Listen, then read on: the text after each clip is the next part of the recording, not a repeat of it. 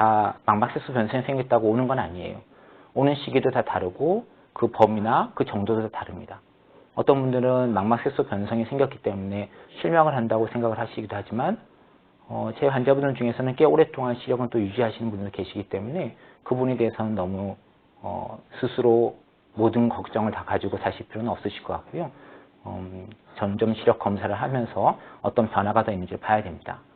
어떤 분들은 시력이 떨어졌다고 해서 망막색소 변성 때문에 떨어졌다고 생각하시는 분도 있지만 망막색소 변성 외에 이제 굴절 이상, 그러니까 쉽게 말하면 안경을 쓰고 있는 것처럼 이런 안경의 도움으로도 시력이 좀 나아지시는 경우도 있고 또 망막색소 변성이 있는 분들은 백내장이 또 오기도 합니다.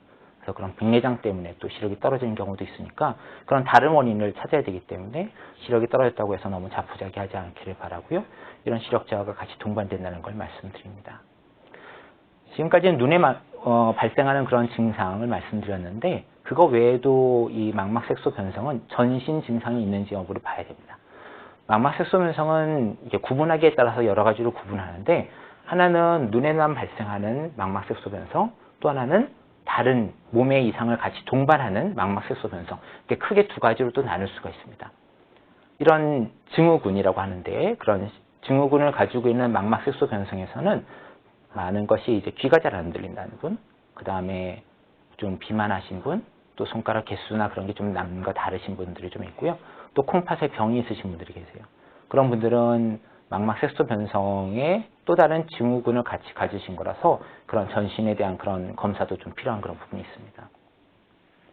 자, 그럼 이 망막색소 변성 어떻게 진단할까요?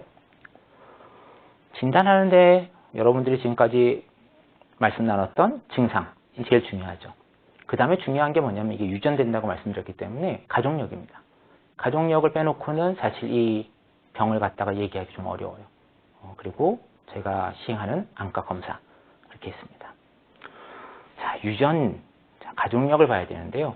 우리가 안과 의사가 제일 힘든 게 뭐냐면 이런 가족력을 갖다가 환자분이 오셨을 때 말씀을 드려도 사실 알기가 되게 힘들어요. 지금 보시는 그림은 페디그리, 가계도라고 합니다. 가계도.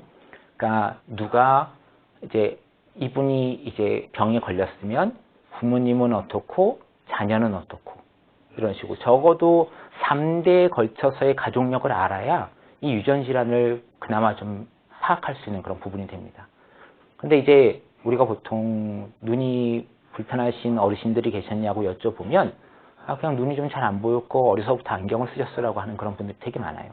그러니까 이제 아직은 그 망막색소 변성에 대한 인식이나 그런 부분에 대해서 잘 모르시는 부분도 좀 있고 그 어르신들이 그 당시에 검사를 받거나 그러진 않았을 수도 있기 때문에 가계도의 정보를 얻는 데에서 꽤 어려움을 좀 겪기도 합니다.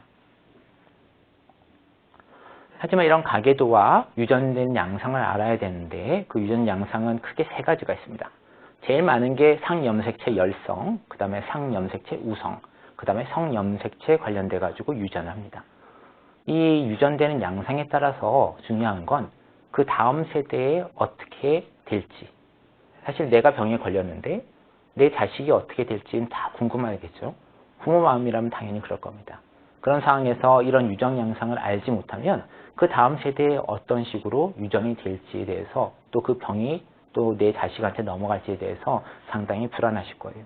그래서 이런 부분들을 잘 파악하는 것이 무엇보다 중요합니다. 여기 보시는 거 너무 많은 글자들이 영어가 막 써 있는데 저도 잘 모릅니다. 여기 너무 많은 이거는 뭐냐면 유전자들이에요. 뭐와 관련된? 망막색소 변성과 관련된 유전자입니다. 이 유전자는 대개 한 90여 개가 있어요.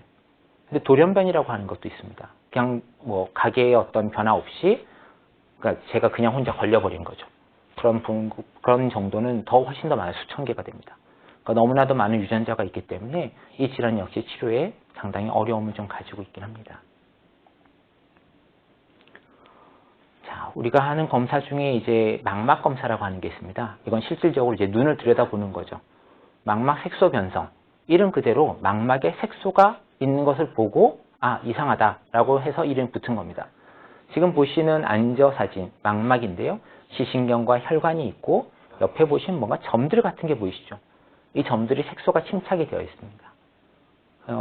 일부 용어에서는 뼈 조각 같은 그런 모양이라고 이제 표현을 하는데요. 이게 검은 것들이 이제 침착이 되어 있어서 보이기 때문에